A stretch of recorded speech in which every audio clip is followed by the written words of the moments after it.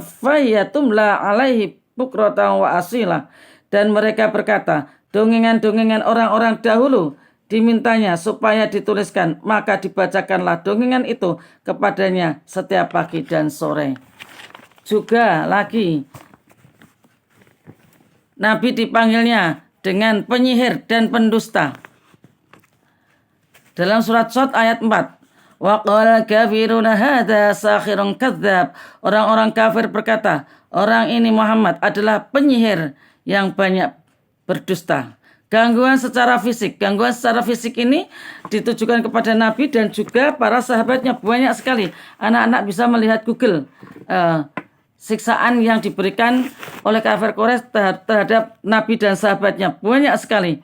Ya, ini yang terhadap Nabi dulu, yaitu mengganggu Rasulullah di rumah. Siapa itu? Antara lain yang dilakukan oleh Abu Lahab dan Al-Hakam bin Abil As. Tapi nantinya akhirnya Al-Hakam masuk Islam. Bin Mu'ayyah dan lain-lain. Mereka para tetangga Nabi sendiri mengganggu Rasulullah, bahkan Abu Lahab adalah pamannya. Kemudian juga yang dilakukan Abu Jahal. Nabi sedang sholat, lalu dilempari isi perut kambing, dilemparkan ke Nabi. Nabi dilempari kotoran ketika Nabi sujud, ditumpahi kotoran. Nah. Nabi ditumpahi kotoran onta. Mereka tertawa, ada yang lapor ke putrinya, yaitu Fatimah yang waktu itu masih kecil.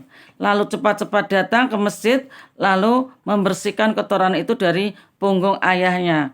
Mereka yang akhirnya Rasulullah berdoa, Abu Jahal CS yang tadi yang menjahati Rasulullah didoakan mati.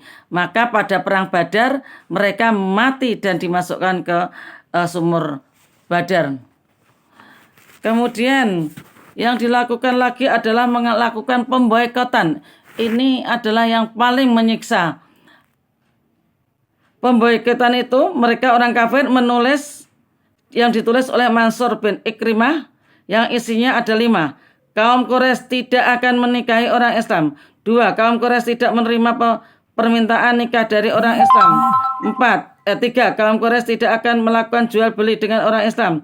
4. Kaum Quraisy tidak akan berbicara ataupun menengok orang Islam yang sakit.